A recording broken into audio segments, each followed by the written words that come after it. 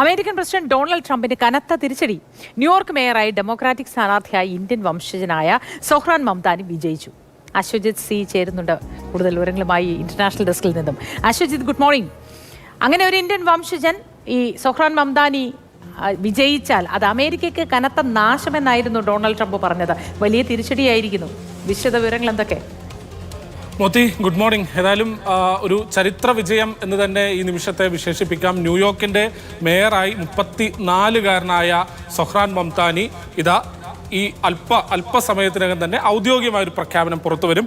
നിലവിലെ കണക്കുകൾ പ്രകാരം അമേരിക്കയുടെ ഒരു ഇലക്ഷൻ സിസ്റ്റം പ്രകാരം നിലവിൽ 50.5% വോട്ട്, അതായത് 50.5% എന്ന് പറയുമ്പോൾ തൊട്ട് താഴെയുള്ള സ്ഥാനാർത്ഥിയേക്കാൾ ഏതാണ്ട് 9% വോട്ടിന്റെ ഭൂരിപക്ഷം അല്ലെങ്കിൽ മുൻതൂക്കം ഇപ്പോൾ സൊഹ്റാൻ മംദാനിക്കുണ്ട്. അതുകൊണ്ട് തന്നെ വിജയം ഉറപ്പിച്ചു എന്നതിൽ ഒരു തർക്കവുമില്ല.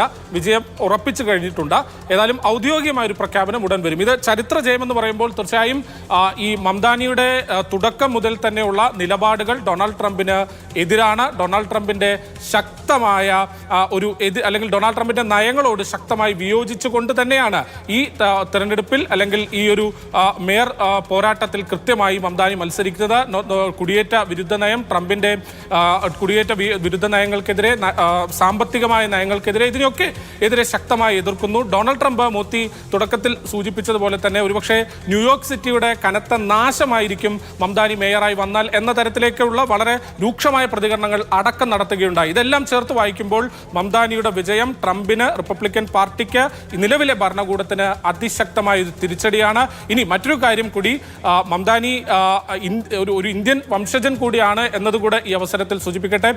ഇന്ത്യൻ സംവിധായകയും അല്ലെങ്കിൽ ഒരുപക്ഷെ ലോക പ്രശസ്തയുമായ മീര നായരുടെ മകൻ കൂടിയാണ് മംദാനി.